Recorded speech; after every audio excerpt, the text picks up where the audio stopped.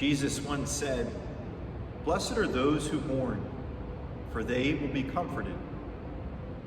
These words are so consoling, and it's such a meaningful promise from Jesus that when we mourn, we know we will be comforted.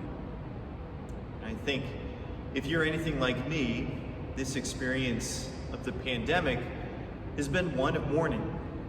We've known our fair share of grief as we've had to say goodbye to over 500,000 people, members of our global family who have died as a result of this virus.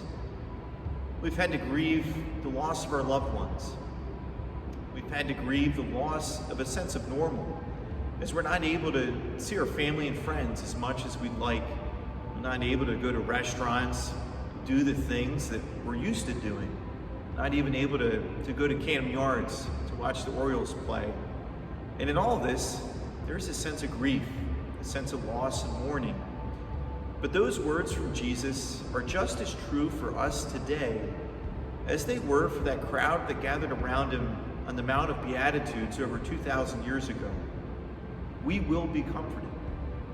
And I think our saint today, St. Mary Magdalene, is such a great example of how we can open our hearts to receive that comfort from our God.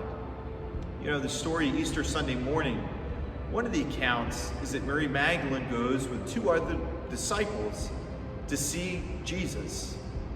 They had just lost him.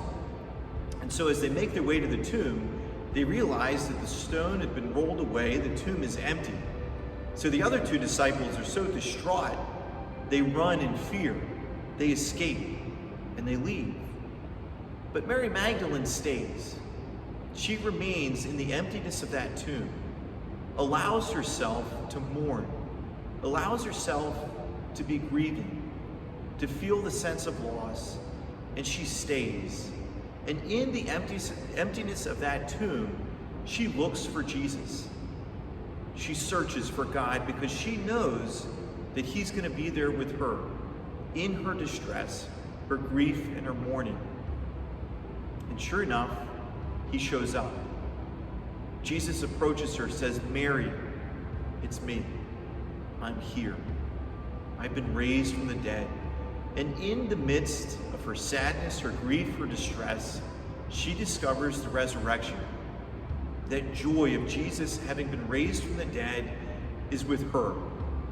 And from that, she's sent out to share that joy of the resurrection with the apostles. She becomes an apostle to the apostles. And forever, she is known to us as the woman of the resurrection. What a great example for us. In this time of grief, this time of mourning, this time of pandemic, where we are distressed, maybe we can follow her example.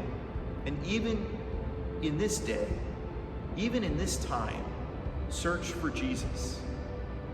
Look, rest, be here where you are, and allow Jesus to step in, to reveal himself to you, and to share that incredible joy of his resurrection, so that you might be comforted, that you might grow in your relationship, your trust, your freedom, as we celebrate our God who is always with us and always bringing life to every single experience of death.